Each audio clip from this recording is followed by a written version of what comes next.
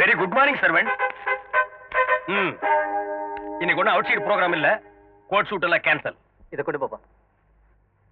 இது எந்த ஊர் silk? German suit sir. Not German. இது எந்த ஊர் silk? Czechoslovakia sir. No Czechoslovakia. இது உஸ்பெகிஸ்தான்.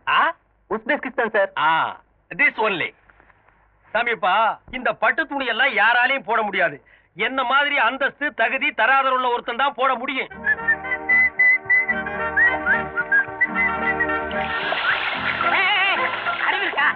என்ன துணி? சிலுக்கு துணி. இது எவனாலும் போட முடியாது. இதுக்கெல்லாம் ஒரு தகுதி தராதரம் பர்சனாலிட்டி இதுக்கெல்லாம் தேவை. இதுல போய் தண்ணி அடிச்சா முட்டா. யாரா முட்டாளு? இரு என்ன பத்தி உனக்கு தெரியாது. நீ அடிச்ச 1க்கு 10. அதாவது நீ ஒரு அடி அடிச்சேன்னா எவனாவது உன்னை 10 அடி அடிப்பான். இது எங்க முனியாண்டி சாபம். அதனாலதான் எந்த நாயா இருந்தாலும் என்னை கை நீட்டக்கூடாது. ஜாக்கிரதை. Good morning boss. Sorry boss, வீட்டுல ஒரு ஃபங்க்ஷன், அதான் லேட் ஆச்சு பாஸ். கடைசி என்ன சொன்ன? லேட் ஆச்சு. அதுக்கப்புறம் லேட் ஆச்சு பாஸ். நான் பாஸ். நீயே? நான் உங்க வீட்டு டிரைவர். இது என்ன துணி? இது சில்க் துணி பாஸ். நீ போட்டிருக்கிறது என்ன துணி? இது சில்க். நான் பாஸ், சில்க் போட்டிருக்க. நீ யாரு? டிரைவர். இன்னொருக்கா சொல்லு. ஓட்டுநர். நீ சில்க் போடலாமா? பாஸ், நீங்களுக்கு காக்காயி ஒண்ணாக முடியுமா? நீயும் அதுவும் வேணும் ஒண்ணாகலாம். அதுக்கு இல்ல பாஸ், எதையே திங்க் பண்ணி பாக்குறோம். பொண்ணுலயே 24 கேரக்டர் இருக்கு, காக்கா பொண்ணு இருக்கு. நீங்க போட்டுக்கிறது 24 கேரக்டர். நான் காக்கா. இந்த காக்கா குருவி அதெல்லாம் விடுறா. பாக்குறவங்க கண்ணுக்கு 2 சில்கா தான் தெரியும். பாஸ், என் பெரிய நகைச்சி நிச்சயதார்த்தம். பழைய கடையில போய் ஏலத்துக்கு எடுத்து என் வாழ்க்கையிலேயே இப்பதான் சிலுக்கு போடுறேன். போட்டுட்டல்லடா. பாஸ் பாஸ், ஏன் சொல்றீங்க? இன்னைக்கு 2ல ஒரு முடிவு தரணும். ஒண்ணு நீ போடு சிலுக்கு, இல்ல நான் போடுறேன். பாஸ் பாஸ், நீங்க போடுங்க. நீங்க போடுங்க. நான் கழட்டு கழட்டு. அவர்ற வேட்டிய இந்த புடி. என்னது? புடுறா. இனிமே உன் வாழ்க்கையில என்கிட்ட டிரைவரா இருக்க வரைக்கும் சிலுக்கு மட்டுமல்ல, சட்டையே போடக்கூடாது. பார்த்தவேடா.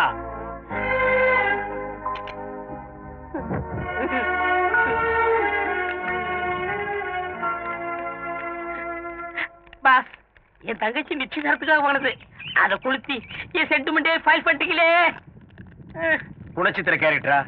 இங்க பார், இந்த தங்கச்சி சென்டிமெண்ட் என்ன டச் கூட பண்ணாது. என் தங்கச்சி கூட தான் நிச்சயார்த்தம் பண்ணிருக்கேன். மாப்பிள்ளை யார் தெரியுமா? நேபாள் இளவரசர். இந்த கல்யாணத்துக்கு அப்புறம் நான் கூட ஒரு மகாராஜாடா. என் ஸ்டேட்டஸ் குறிக்க எந்த மேட்டர் வந்தாலும் இதே மாதிரி கொளுத்திடுவேன். Good morning madam. Good morning. Sorry, நீங்க யாரும் தெரியலையே. நான் ஞானப்பழம் பத்திரிகை ஆசிரியர் ஞானசூரியன். நிதி அமைச்சர் புதுசா 10 அம்ச திட்டம்னு சொல்லி ஒரு ஸ்கீம் அனௌன்ஸ் பண்ணிக்காரு. அதை பத்தி உங்க அபிப்பிராயம் தெரிஞ்சுக்கலான்னு வந்தேன். Sorry, no comment. ஒரு நிமிஷம். நீங்க ஒரு காலேஜ் ப்ரொஃபசர், அதுலயும் பொருளாதாரத்தை பத்தி பசங்களுக்கு எல்லாம் பாடம் எடுக்கிறவங்க. ஒரு சராசரி குடிமக மாதிரி பேட்டி கொடுக்கறதுக்கு நீங்களே இப்படி பயந்தா எப்படி? ஏன், ஒரு சாதாரண குடிமகனுக்கு இருக்கிற அதே பயம் எனக்கும் இருக்க கூடாதா? பாயிண்ட். நடங்க போலாம். இருங்க. சமுதாயத்துல விழிப்புணர்வு உண்டாக்க வேண்டியது ஒரு ஆசிரியருடைய கடமை. இந்த 10 அம்ச திட்டம் தான் மாணவர்களுடைய எதிர்காலத்தை நிர்ணயிக்க போகுது. உங்க பயத்தினால அவங்க எதிர்காலம் என்ன ஆனாலும் பரவாயில்லையா? This is the point.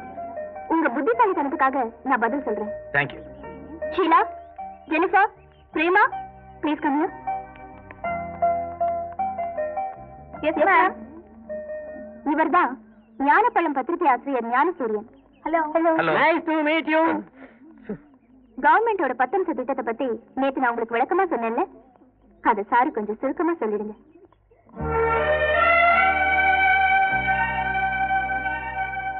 Mister Gnanasuriyan, நிதி அமைச்சரோட 10 அம்ச திட்டத்தை பத்தி என்னோட கருத்து இதுதான். எப்படி இருக்கீங்க? எனக்கு என்ன, நீ நல்லா இருக்கியாடா கண்ணு? ஒரு நாள் கூட பார்க்காம என்னால இருக்க முடியல, அதான் ஓடி வந்துட்டேன். அது சரி, எங்க மாப்பிள்ளை சிங்கம் ஒரே ஒரு தடவை என் கண்ணால பாக்கணும் போல இருக்கு, கூப்பிடுமா. உள்ள கட்டில உட்கார்ந்துருப்பாரு, போய் பார்த்து பேசிட்டு வாங்க.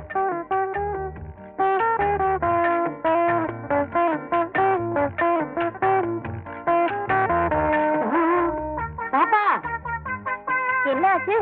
போன வேகத்திலே வந்துட்டீங்க, பேசல? பேசுறதா? இப்படி ஒரு ஸ்பெஷல் நான் பார்த்ததே இல்ல. காதலுக்கு கண்ணு இல்லைன்னு தான் சொல்லுவாங்க, பல்லு கூட இல்லைங்கிறது இப்பதான் பாக்குறேன். என்ன சொல்றீங்க? நான் என்னத்த சொல்றது? ஆமா, நேற்று முதல் ராத்திரியாவது நல்லபடியா நடந்ததா? அது ஏன் கேக்குறீங்க? நான் 7 மணிக்கெல்லாம் ரெடி ஆயிட்டேன். அங்க ரெடி ஆகலையாக்கோ? மணி 8 ஆச்சு, 9 ஆச்சு, 10 ஆச்சு. அவருக்கு கொஞ்சம் கூட ஃபர்ஸ்ட் நைட்ங்கிற நினைப்பே இருந்த மாதிரி தெரியல. நினைப்பெல்லாம் நிறைய இருந்திருக்கும், நிலைமை சரியில்லையே. அப்புறம் தான் நானே, ஐயோ என்னங்க இப்ப நீங்க உள்ள வர போறீங்களா இல்லையான்னு சொல்லி தரத்தரன்னு எடுத்துட்டு போய் கதவை தாழ் போட்டு லைட் ஆஃப் பண்ணிட்டேன். இப்ப பாத்தீங்களா, நான் 6 மணிக்கு எழுந்திரிச்சிட்டேன், அவர் 8 மணிக்கு தான் எழுந்திரிச்சாரு. ஏமா நெசமாவா சொல்றேன்? என்னால நம்பவே முடியலையே. ஆர்த்தி, என்னங்க என்ன ஜாலி? இங்க ஒரு பிளாக் டைரி வச்சிருந்தேன். எங்க? உள்ளதான் வச்சேன். கொஞ்சம் இருங்க. என்ன? இந்த மீசையில தான் ஒட்டிருக்க மாதிரி. ஒண்ணும் இல்ல. கொஞ்சம் இருங்க. இதோ, இங்க. காலங்கத்தால என்ன விளையாட்டு இது? என்னம்மா அது ஒரே கசமுசாவா இருக்கு? என்னாச்சு? யாரு இவரு? இவருதான் அவரு. அப்ப அவரு எவரு? உள்ள கண்ணாடி கைத்தறியோட வயசானவர் இருந்தாரா? அவரு இவரோட தாத்தா. சிவ சிவ சிவ சிவ சிவா. என்னாச்சாயமா? ஒண்ணுல சம்திங் கன்ஃபியூஷன். இறங்க. உன் மச்ச விட்ட பாருங்க. பெரிய ஜமீன் பரபர் தான். என்ன கொஞ்சம் வாழ்ந்து கட்ட கொடுக்கறதுனால வீடு கொஞ்சம் டேமேஜா இருக்கு. என்னது கொஞ்சம் டேமேஜா? குட்டிச்சவர் மட்டும்தான்டா இருக்கு. கழுதைக்கு நிக்க வேண்டிய இடத்துல நான் காலடி எடுத்து வைக்கிறதா? சரி, வவ்வாலுக்கு வாக்கப்பட தொங்கி தானே ஆகணும். போய் தங்கச்சி போய் பார்த்துட்டு வாங்க. ஏன் நீங்க வர மாட்டீங்களா? பாஸ், எனக்கு உயிர் மேல கொஞ்சம் ஆசை இருக்கு. இது எந்த நேரம்னாலும் இடிச்சு தலையில விழுகலாம். அதனால நீங்க மட்டும் போய் பார்த்துட்டு வாங்க. வண்டியடா, தங்கச்சி அப்புறம் பாத்துக்கலாம். என்னங்க நீங்க ஒரே தங்கச்சி உள்ள போய் பார்த்துட்டு வாங்க. உள்ள போலாம்டா, ஆனா வெளியில வருவனாங்கிறது சந்தேகமா இருக்கே. அது உங்க தலையெழுத்து. அப்ப நீயும் வா. வண்டி வண்டி இங்கே தான் இருக்கு, வா.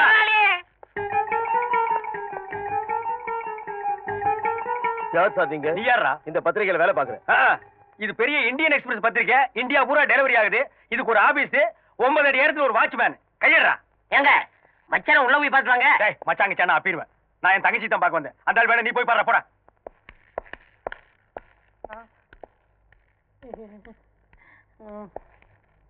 டேய் கையே இருக்குடா. சரி சரி உட்காருங்க. இதுக்கு நான் கீழே உட்கார்ந்துக்கலாம் மேடம். அண்ணே, ஆர்த்தி, எப்படி இருக்கீங்க? நல்லா இருக்கு. இப்ப வந்தீங்க? இப்பதான் வந்தேன். என்னால நம்பவே முடியல. என்னாலையும் தான் நம்பவே முடியல. ஆயமா ஆபீஸ்க்கு போய் அவர்கிட்ட மச்சான் வந்திருக்கான்னு சொல்லி அவர் சீக்கிரமா கூட்டு வாங்க. சரி பாப்பா. அண்ணே, என்னம்மா? 1000 தான் நீங்க அந்தஸ்து பாக்குறவரா இருந்தா என்ன பாக்கணும்னு வீடு தேடி வந்திருக்கீங்க பாருங்க. இதுதான் தங்கச்சி பாசம். முதலாளி, இப்பதான் ஒரு கல்லு விழுந்திருக்கு. அம்மா, நீ பாசத்தை காட்டு, நான் வேண்டான்னு சொல்ல, அடிக்காம காடி. ஐயோ, இது எங்க அண்ணன். அண்ணியே இல்ல எங்க அண்ணன். அண்ணியே. அதான் அவங்க அண்ணன் சொல்றாங்கல்ல, நடங்க. அப்ப ஜெய்கின் சொல்ல சொல்லு. ஜெய்கின் தான் சொல்லு. சொல்லிருங்க முதலாளி, காலையில ஒரு தடவை என்ன கடிச்சு வச்சுட்டேன். கடிச்சு வச்சுட்டாரா? சொல்லு. ஜெய்கின் கேட்கல. லண்டன்ல இருக்கிற வெள்ளைக்காரனு கேட்கணும். சொல்லு. லண்டனுக்கு எல்லாம் ட்ரங்கால் போட்டு தான் சொல்லு. சொல்லிடுங்க. ஹலோ ஜெய்கின். நடங்க நடங்க. வந்தே மாதரம். போங்க. வந்தே. யாருமா இந்த ஆளு? அவரோட தாத்தா. அவர் சுதந்திர போராட்ட தியாகி. அப்ப மென்டல் ஆனவரம். அப்படியே செட்டில் ஆயிட்டாராக்கும். அம்மா, ஆசிரியரோட லெட்டர் பேட் உள்ள இருக்கான், அதை கொஞ்சம் எடுத்து கொடுங்க. அண்ணன் ஒரு நிமிஷம். ஏய், இங்க என்ன வேலை செய்யற? ஆ? இதுல இது வேறயா? என்ன வேலை செய்யற?